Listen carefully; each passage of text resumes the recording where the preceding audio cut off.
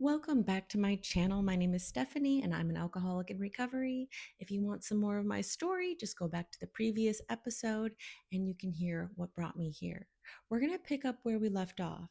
The last episode, we dipped our toes into the program of Alcoholics Anonymous, the main program, the main modality that I used to stop drinking. And I reviewed steps 1 through 3 for everyone and kind of went over what it meant for me.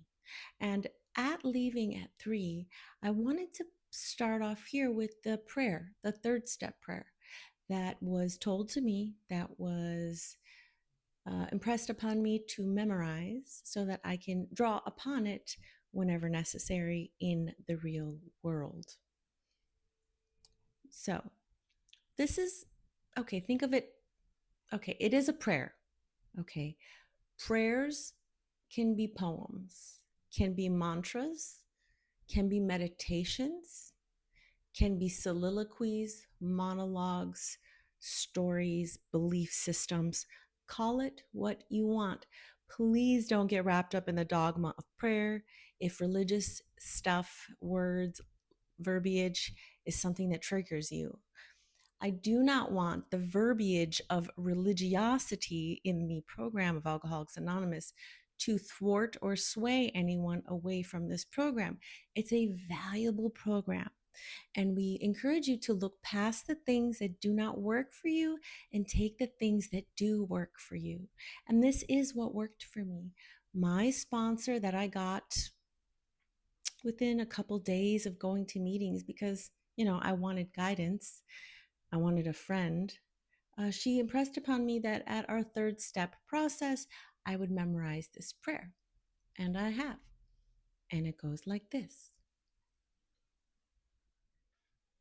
Love, I offer myself to thee, to build with me and do with me as thou wilt.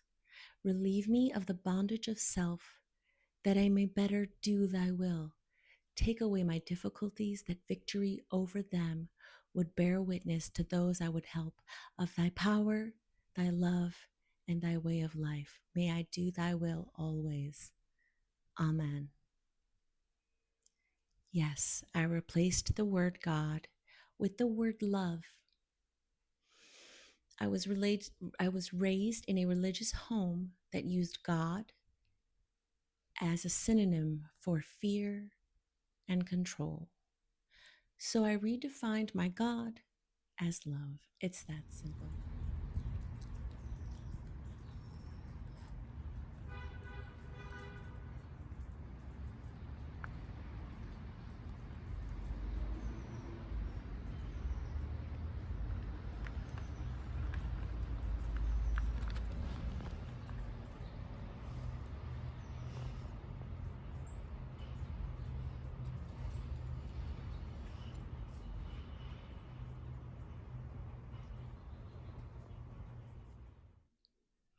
Now that you're well on your way to memorizing your prayer for step 3, you can draw upon that whenever you're feeling stressed.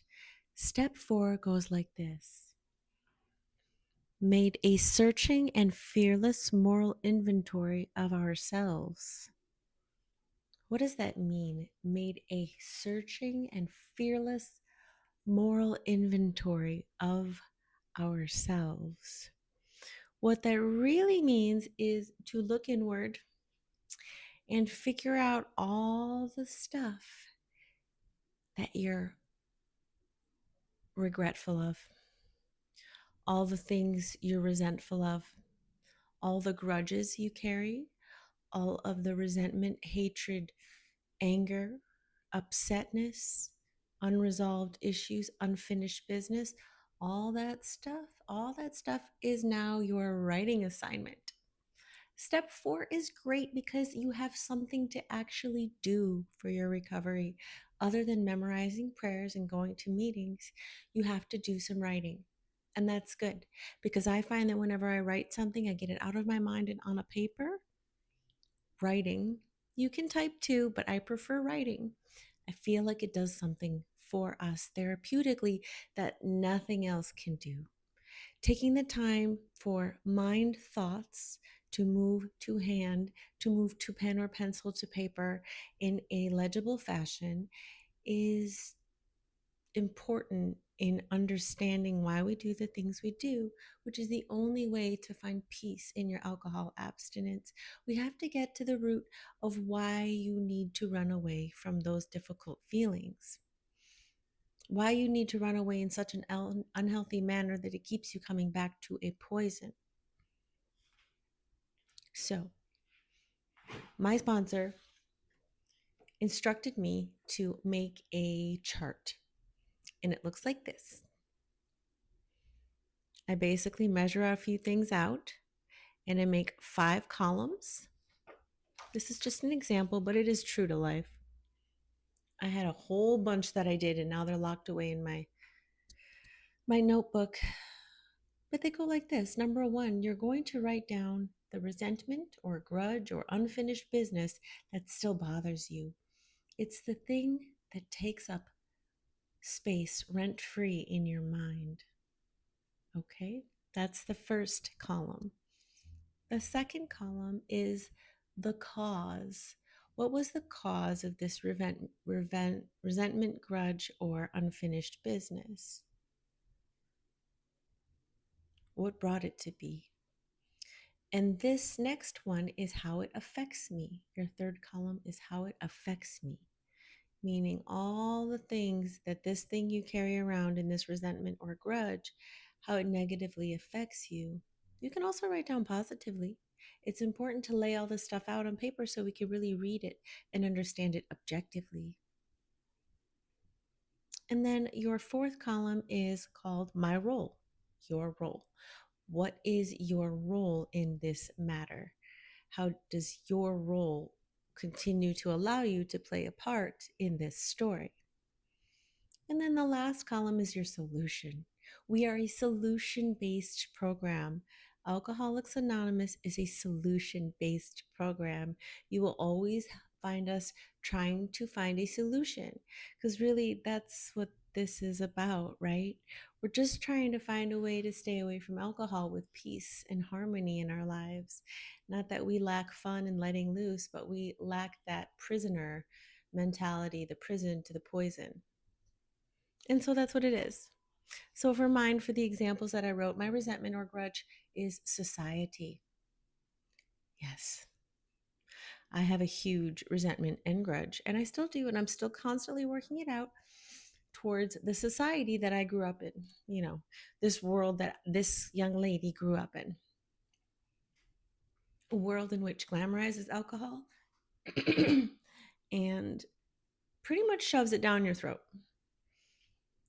The cause of my resentment or grudge is what I just said, the societal brainwashing that is connected to our drinking society. We are taught that it's cool, that it's romantic, that it's sexy, it's how you unwind, it's how you let loose, it's how you turn up. It's all a story that we've been told, and that is the cause of my resentment. And this is how it affects me. It affects me in the ways that I am short-tempered with the people around me when I see blatant advertisements and sensationalism of alcohol. I get very on edge. I get short-tempered. I get snippy. I get snarky when I see a giant billboard of George Clooney and whatever football player he's bromancing with on their bicycles, trying to sell us Casa Amigos tequila, trying to sell this idea that if you drink this tequila, you will be hot, cool, sexy, leading man quality, like these two bros on these two motorcycles not wearing helmets. It's a story, it's disgusting, and it's all for profit. And my heart rate is increasing right now because I can feel the resentment coming up inside of me, because we have no chance if this is the world we're going to continue to live in, with this capitalism that undercuts humanity. And if we love each other, we're going to stop grandiorizing alcohol companies. And I got to call out the lady I used to work for, Elizabeth Banks. I got to call you out, girl. because we don't have an NDA, I got to call you out. It's irresponsible that you attached your name to a movie called Cocaine Bear. I am calling you out. You're raising sons in Hollywood and you attached your name. Could have been anything. Could have been anything. You did Charlie's Angels. You did Pitch Perfect. You had to do Cocaine Bear. Why? Why? I'll tell you why, everybody. Because she's a victim just like the rest of them. They want money and they want to seem cool. And I don't know if Elizabeth Banks does drugs. I have no idea. But I do know that she's okay attaching her name to a movie that has cocaine in the title. And this message that sends her little boys that I used to take care of as her nanny is disgusting, despicable, and deplorable. And I hope that karma doesn't look like your son's addiction, because I really love those boys. I got off track. My heart rate is high, but we're going to move on because this is real life. And society has a bigger responsibility than glamorizing and romanticizing drugs and alcohol.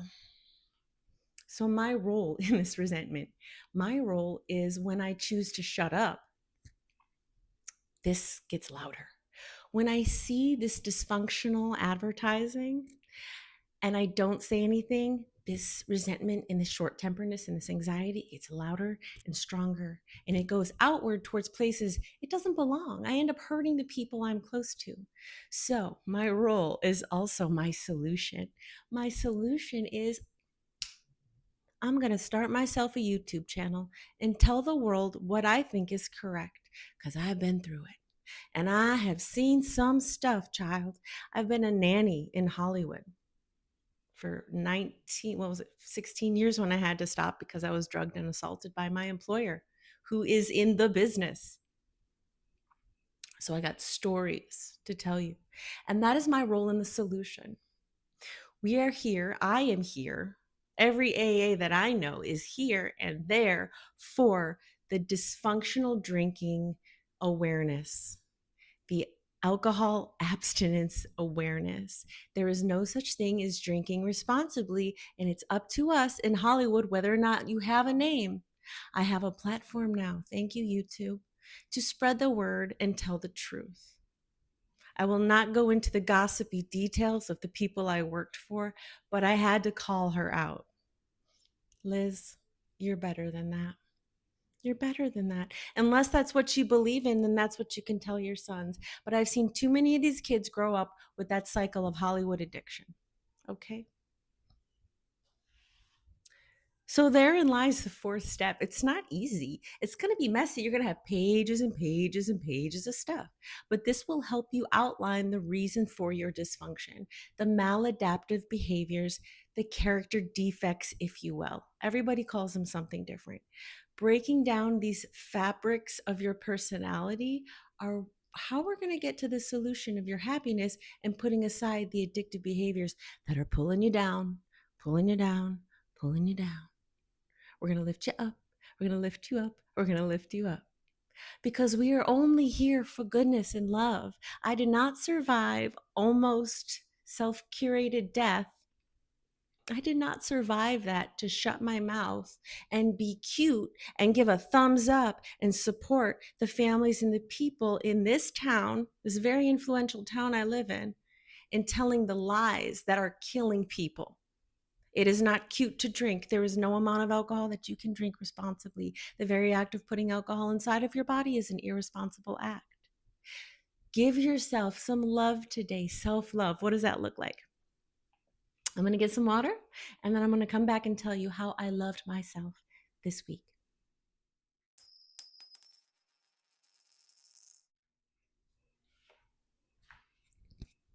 Self-love, for me, looks like taking time out of my day when I'm feeling yucky to look inward and see where that comes from.